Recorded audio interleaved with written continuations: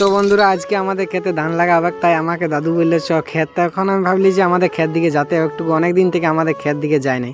তো তাই আমি আজকে ক্ষেত যাওয়ার জন্য, তো দাদু বলছে যে আমাকে সারটা নিয়েছো। তখন আমি ভাবলি যে আমার সারটা নিয়ে যাই, তাই আমাদের বস্তার থেকে 2 বস্তা সার কিনে এনেছিল। সেখান থেকে আমি 2টা বস্তার থেকে 1 ব্যাগ সার নিয়ে নিলাম। তারপর আমাদের গাড়িটাই করে আমি ক্ষেতের দিকে যেতে শুরু করলাম।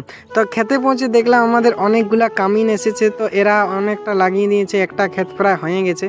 তো আর সমস্ত ক্ষেতগুলা কাদা করা হয়ে গেছে, এইগুলো আজকে আমাদের সব লাগাবে। তো আমি জানি না আমাদের শেষ করতে পারবে কিনা, তো আশা করছি তারা শেষ করে দিবে। তো আমাদের কামিনগুলা অনেক দিন থেকেই আছে। তো আর দাদুর সাথে তারপরে দেখা হয়ে গেলো। তারপর আমি ভাবলি যে ইয়াদের সাথে একটু আমি ধান লাগাটা শিখিলি, তাহলে কোনো অসুবিধা হবে না পরবর্তীতে। তো তাই আমি তাদের সাথে ধান লাগাতে শিখি, তো আমি পারতেছিলি না। তো ওরা আমাকে শিখান দিল, প্রথম বললো একটা একটা করে লাও। তারপরে দাদু বললো যে আমাকে সারটা দিয়ে দাও গোটা খেতে। তখন আমি সারটা পুরো দিতে শুরু করলাম। তারপর ভাবি একটা ছবি তুলে নিই, তাই একটা মৌসুমটা ছিল খুব ভালো ভালো, তাই